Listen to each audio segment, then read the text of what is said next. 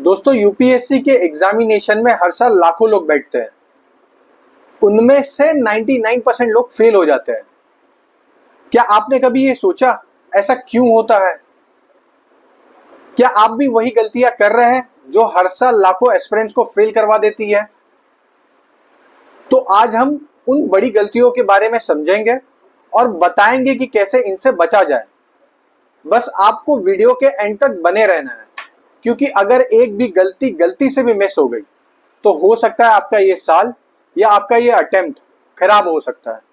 और साथ ही में पॉइंट नंबर 7 और पॉइंट नंबर 9, जिससे मैं पर्सनली अटैच भी रहा हूं और 99% लोगों की यही प्रॉब्लम भी है। चलिए देखिए, सबसे पहली बात है चूजिंग द रॉन्ग सब्जेक्ट और स्ट्रेटेजी। आपने कोई सब्जेक्ट सुबह सुबह जाके पढ़ रहे हो और कोई रॉन्ग सब्जेक्ट उठा लिया या कोई स्ट्रेटेजी गलत उठा ली, जिसके वजह से ना तो आपका मार्क्स बढ़ रहा है ना तो आपको पढ़ने में मन भी लग रहा है। तो सबसे पहला आप वो सब्जेक्ट को उठाइए जिसमें आप सबसे ज्यादा फ्रूटफुल या पावरफुल रहे हो। जैसे कि मैं क्या करता था कि मैं जब भी लाइब्रेरी सबसे पहला पहुंचता तो मुझे सबसे ज्यादा जो हार्ड लगता है या जिसकी सबसे ज्यादा मार्क्स आते हैं, जैसे इन्वायरमेंट में सबसे ज्यादा मार्क्स आ सकते हैं, क्वेश्चंस भी सबसे ज्यादा आते हैं, तो मैं उसी सब्जेक्ट को सबसे पहला पढ़ता था ताकि मुझे एक क्वालिटी के साथ क्वांटिटी भी मिले। ना कि सिर्फ मैं क्वांटिटी ही पढ़े जा रहा हूँ, मुझे क्वालिटी जैसी कोई चीज नहीं मिली। अब मैं सुबह उठ के साइंस टेक ही पढ़ने लग जाऊं तो इसमें मेरी गलती हो जाएगी। तो आप हमेशा अपने सब्जेक्ट को सही चूज करें कि कौन से सब्जेक्ट को पढ़ना है, और हमेशा ये पता लगाए कि उसका वेटेज भी कितना है इस एग्जामिनेशन में। ठीक है दोस्तों। दूसरा है स्टडी विदाउट प्रैक्टिस पीवाईक्यू और मॉक टेस्ट। जैसा कि मैंने अपने हर एक वीडियो में बताया है कि पीवाईक्यू सबसे इंपॉर्टेंट रोल करता है कोई भी एग्जामिनेशन पास करने के लिए। स्पेशली अगर वो यूपीएससी का है तो सबसे ज्यादा इंपॉर्टेंट रोल करता है। तो हमेशा पीवाईक्यू को बार बार एनालाइज करें, बार बार देखें, थीम पता लगाए, और मैंने वीडियो भी बनाया कैसे उसके ऊपर से थीम पता लगाना। सेम चीज है मॉक टेस्ट। मॉक टेस्ट को जब भी सॉल्व करते हैं तो साथ में उसके एनालिसिस को भी देखिए। फॉर एग्जाम्पल के लिए अगर 1.5 घंटा आपका मॉक टेस्ट में जा रहा है तो कम से कम 3 से 4 घंटा आप उसको एनालाइज करिए कि कहाँ पे आपका मिस्टेक हो रहा है, किस किस चीजों से आप उसको इंक्रीज भी कर सकते हो उन मार्क्स को। नेक्स्ट टाइम पे जब आप टेस्ट दे तो उसका मार्क्स भी इंक्रीज होना चाहिए। हर बार मार्क्स कुछ ना कुछ इंक्रीज होते हुए दिखना चाहिए। अगर आपको 100+ चाहिए मॉक टेस्ट में तो पीवाईक्यू सबसे पहली सीढ़ी होती है, फिर उसके बाद आपको ऑटोमेटिकली मॉक टेस्ट में 100+ आने लग जाएगा। Focusing only on notes making, ignoring revision. अब आपने कोई टेस्ट दिया, उससे नोट्स बना लिया या आपने खुद नोट्स बना रहे हो, अब आप सिर्फ टेस्ट देके नोट्स ही बना रहे हो, उसका रिवीजन कर ही नहीं रहे। तो दोस्तों हमेशा ये याद रखना, सिर्फ नोट्स नहीं बनाना है, उसका रिवीजन भी करना है। जब भी आप कोई नोट्स बनाए तो विद इन 24 आवर्स या तो 2 दिन के अंदर अंदर उसका रिवीजन कर ले और बार बार रिवाइज करें। मैं क्या करता था कि मैं हमेशा सुबह 4 बजे या 4:30 बजे तक उठ के उस नोट्स को पढ़ता था जो भी मैंने टेस्ट से बनाया। और मैंने आपको बताया भी है कि मैंने ऐसे कुछ 20 से 25 पेज में मैंने पूरे नोट्स बना लिए थे। उस नोट्स को मैं बार बार पढ़ता, फैक्ट्स को पढ़ता और मेरे को याद हो जाता। 15 से 20 बार पढ़ लेता और डेफिनेटली यूपीएससी के प्रीलिम्स में 50 से 60% एज इट इज आता था। ठीक है दोस्तों, तो नोट्स बनाने के साथ उसका रिवीजन भी करें। Over reliance on coaching material. मैं आजकल देख रहा हूं कि ज्यादातर बच्चे मैराथन वीडियो देख लेते हैं। मैं ये नहीं बोल रहा कि गलत है, अगर आप वो वीडियो देख रहे हैं तो उसके साथ अपने नोट्स भी बनाएं, उस नोट्स को भी देखें। वीडियो देखने से अगर एग्जाम निकलना होता तो जितने लाख लोग देख रहे ना वीडियो, वो सब निकल गए होता। आपको ये पता है कि जो सब कर रहे हैं वो तो आप कर ही रहे हो, लेकिन आपको कुछ ना कुछ तो अपनी तरफ से एक्स्ट्रा एज तो लानी ही पड़ेगी। उस एज को लाने के लिए आपको कम से कम आपकी खुद की एक मेहनत होनी चाहिए उसमें। तो हमेशा अपनी मेहनत के लिए फोकस रखो कि अपने ही मटेरियल पे हमेशा नोट्स बनाओ। कोचिंग के मटेरियल्स पे ज्यादा डिपेंड मत रहो, वरना आपका ही इसमें नुकसान होगा। ठीक है, रट्टा मार रहे हो, कॉन्सेप्चुअल क्लैरिटी नहीं आप ला पा रहे हो। हर चीज रट्टा मारने से नहीं होती ना। अगर आप कोई चीज रट्टा मार रहे हो तो यूपीएससी का, जैसे कि मैंने प्रीवियस ईयर क्वेश्चन पेपर का अच्छे से एनालाइज करके आपको बताया कि यूपीएससी अपने क्वेश्चंस में अभी हर साल कॉन्सेप्चुअल क्वेश्चन पूछ रही है, ना कि कोई फैक्चुअल क्वेश्चन पूछ रही है। तो कॉन्सेप्चुअल क्वेश्चंस को डेवलप करिए कि आपका कॉन्सेप्ट कैसे और स्ट्रांग हो पाए। उसका एक ही सही तरीका है कि जब भी आप पढ़ने बैठते हो, मैं क्या करता था, मैं ये बता रहा हूं सिर्फ, जब भी मैं पढ़ने बैठता तो मैं हर चीज ये सोचता ऐसा क्यों हुआ, क्यों बादल नीचे आए, क्यों बारिश की बूंद नीचे आ रही है, क्यों गर्मी ऊपर जा रही है, क्यों यहाँ पे लो प्रेशर जोन बन रहा है, क्यों यहाँ पे हाई प्रेशर जोन बन रहा है। तो मैं उन चीजों के बारे में सोचता है, हिस्ट्री में क्यों ऐसा हो रहा है, क्यों बक्सर का बैटल हुआ, क्यों अफगानिस्तान का बैटल हुआ, क्यों नेपाल के साथ ट्रीटी साइन हुई, क्यों नेपाल पे जाके पूरा ऑक्यूपाई नहीं किए।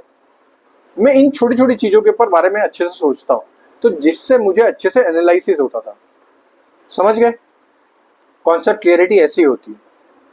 एक है अंडर एस्टिमेटिंग सी सेट। देखिए सी सेट आज के टाइम पे हर एक का हर्डल है।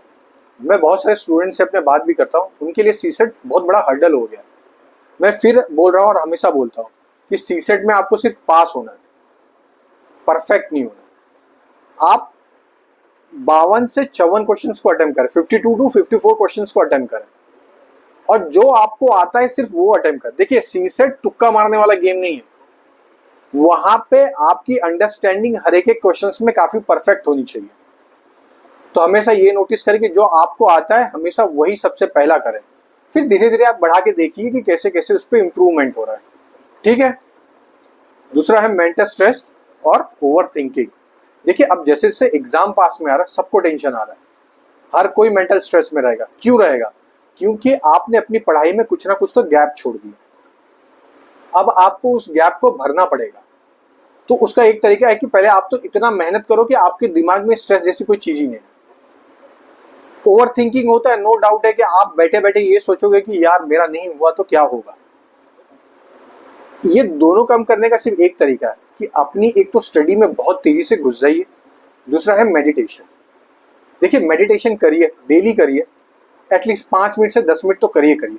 मुझे बेनिफिट हुआ, पर्सनली बेनिफिट हुआ।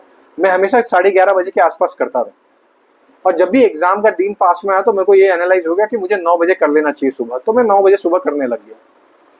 सेम चीज मुझे एग्जाम में काफी ज्यादा काम होने में मदद करती थी। मैं बोल रहा आप ये करके देखिए, 30 दिन 22 दिन करके देखिए, आपको नहीं रिजल्ट निकलेगा तो यही वीडियो पड़ा होगा, आप इसके नीचे आके कमेंट कर देना। और मुझे तो बेनिफिट हुआ, इवन मैं आज भी मेडिटेशन को सबसे ज्यादा वैल्यू करता हूँ। ठीक है। Lack of time management and consistency. देखिए consistency is the key for cracking the UPSC examination. तो आपकी अपनी खुद की एक कंसिस्टेंसी बना के रखनी, कैसे बना के रखनी है इसके बारे में हम अभी आपको बताएंगे। ये खुद का एक सोल्यूशन है जो हर एक प्रॉब्लम को सॉल्व कर सकता है। ठीक है। तो टाइम मैनेजमेंट भी उधर ही हम बात भी कर लेंगे। Not covering the fully syllabus. देखिए इधर फुल्ली सिलेबस का कहने का मतलब ये है कि जितने भी पीवाईक्यू में क्वेश्चंस पूछे गए, जो जो टॉपिक से पूछे गए, एटलीस्ट तो आपको वो करके ही जाना है। उसके अलावा और जो आएंगे वो आपको करंट अफेयर से आ जाएंगे। लेकिन आप समझिए कि 100 क्वेश्चंस आ रहे, उस 100 में से 45 क्वेश्चंस रिपीट हो रहे हैं हर साल। आप उस 45 क्वेश्चंस को गलत करके आओ तो डेफिनेटली आप बाहर हो ना। तो एटलीस्ट वो 45 तो सही कर लो, उसके बाद आपको लॉजिक ही लगाना है। एक चीज हमेशा याद रखना कि जब भी यूपीएससी का पेपर आता है तो आप 40% श्योर होते हो कि आपको ये आंसर आ रहा है। नेक्स्ट 50% में आपको तुक्का मारना है कि 50-50 चल रहा है, और लास्ट का जो 10% बचा है या 10 मिनट बचता है, उस टाइम पे सबसे ज्यादा हाई रिस्क गेम होता है। और बिलीव मी फ्रेंड्स, जब तक आप यूपीएससी में रिस्क नहीं लोगे प्रीलिम्स में, आपका मार्क्स नहीं बढ़ेगा, डेफिनेटली आपका नहीं निकल पाएगा। अगर जो भी 1-2 अटेम्प्ट्स के ऊपर दिए उनको पता होगा कि मैं क्या बोल रहा हूँ। तो हमेशा प्रीलिम्स में रिस्क लेना सीखे। अगर रिस्क लोगे तो ही ये एग्जाम निकलने की सबसे बड़ा चांसेस भी बनेगा। ठीक है। तो चलिए अब बात करते हैं। देखिए कंसिस्टेंसी ग्रेटर देन इंटेंसिटी। तो कंसिस्टेंसी बना के रखिए, डेली 8 से 12 घंटा, अब तो 12 से 13-14 घंटा, जितना मिले घंटे घंटे पे पढ़े। अब घंटे को इस तरीके से मत काउंट करें कि मैं 14 घंटा पढ़ रहा हूँ, मैं 15 आवर्स पढ़ रहा हूँ। अब नहीं, अब जितना आवर्स मिल रहा है उतने आवर्स को आप यूटिलाइज करिए। तो सबसे पहला क्या होता है, रिवीजन मेक एवरेज स्टूडेंट अ टॉपर्स। मैंने अभी बताया था आपको, इस तरीके से रिवीजन करिए कि आप एक अगर एवरेज स्टूडेंट भी होगे तो आराम से एग्जाम निकल जाएगा। और इसका एग्जाम्पल मेरे खुद बहुत सारे दोस्त हैं जो अपने एकेडमिक बैकग्राउंड में बहुत एवरेज रहे, लेकिन सिर्फ और सिर्फ रिवीजन के भरोसे हो गया। जैसे कि मेरा एक फ्रेंड था, उसका परसेंटेज आया था 12th में 47 और टीवाई में आया था 55, लेकिन आज वो एक आईएएस ऑफिसर है। मैं नाम तो नहीं बता सकता, मगर कभी जरूर मिलाऊंगा जरूर है इस वीडियो में। तो आप सोच सकते हो कि सिर्फ और सिर्फ उसने रिवीजन देखा था। मैं जब भी बैठा था ये देखता था कि वो बंदा कहीं पे भी बैठ रहा तो पढ़ने लग जा रहा है, रिवाइज करने लग जा रहा है। वो सबसे बड़े बेनिफिट रोल करता है। दूसरा स्मार्ट स्ट्रेटेजी क्या होती है कि पीवाईक्यू करिए, कॉन्सेप्चुअल लर्निंग करिए, एक्टिव रिकॉल करिए। पढ़िए, बुक को बंद करिए, फिर सोचिए, फिर पढ़िए, बुक को बंद करिए, फिर सोचिए। उससे आपको ये हमेशा आपकी एक इनहेरेंट मेमोरी में स्टोर हो जाएगा। टायर्ड और फ्रेश ब्रेन, जब भी आप सबसे पहला लाइब्रेरी में आते हो आपका ब्रेन बहुत फ्रेश होता है, तो हमेशा उन सब्जेक्ट को उठाए जो सबसे ज्यादा डिफिकल्ट लग रहा है, ना कि जो सबसे ज्यादा इजी है। जो सबसे ज्यादा डिफिकल्ट हो और सबसे ज्यादा वेटेज भी कैरी करता हो, ठीक है। बैलेंस और subjects UPSC test your overall awareness. अब यूपीएससी हमेशा आपके आजू बाजू वाली चीजों को ही पूछता है। जैसा कि आप जानते हो कि एक बार लेमन ग्रास के ऊपर से पूछा था क्वेश्चन। वो लेमन ग्रास क्या था कि हर एक के घर पे एक अगरबत्ती जलती है जिससे मच्छर मरते हैं, उसके अंदर लेमन ग्रास को यूज किया जाता है। बस उसने वो क्वेश्चन पूछ लिया और आधे लोग बचक्का हो गए कि भाई ये कहाँ से ये चीजें पूछ ली। तो आप समझ रहे हो कि यूपीएससी का क्या माइंडसेट है। तो ये जितने भी नए पॉइंट है, स्पेशली मेंटल स्ट्रेस कैसे हैंडल करना, मैंने आपको इसके बारे में बता दिया। और कैसे अपना एक टाइम मैनेजमेंट करे उसके बारे में। ओवर रिलायंस ना हो जाए कोई भी एक कोचिंग मटेरियल्स को लेके।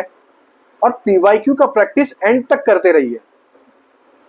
बहुत जल्द ही मैं एलिमिनेशन टेक्निक लाने वाला हर एक सब्जेक्ट का, जिसमें आपको ये मैं सिखाऊंगा कैसे एलिमिनेट किया जाता है, एक्सट्रीम से एक्सट्रीम वर्ड, कैसे यूपीएससी अपने स्टेटमेंट्स में लोगों को खेलता है और लोग उसी में चीज में खेलते खेलते हार भी जाते हैं या तो फेल हो जाते हैं। मैं हर चीजों को बहुत डिटेल में कवर करूंगा।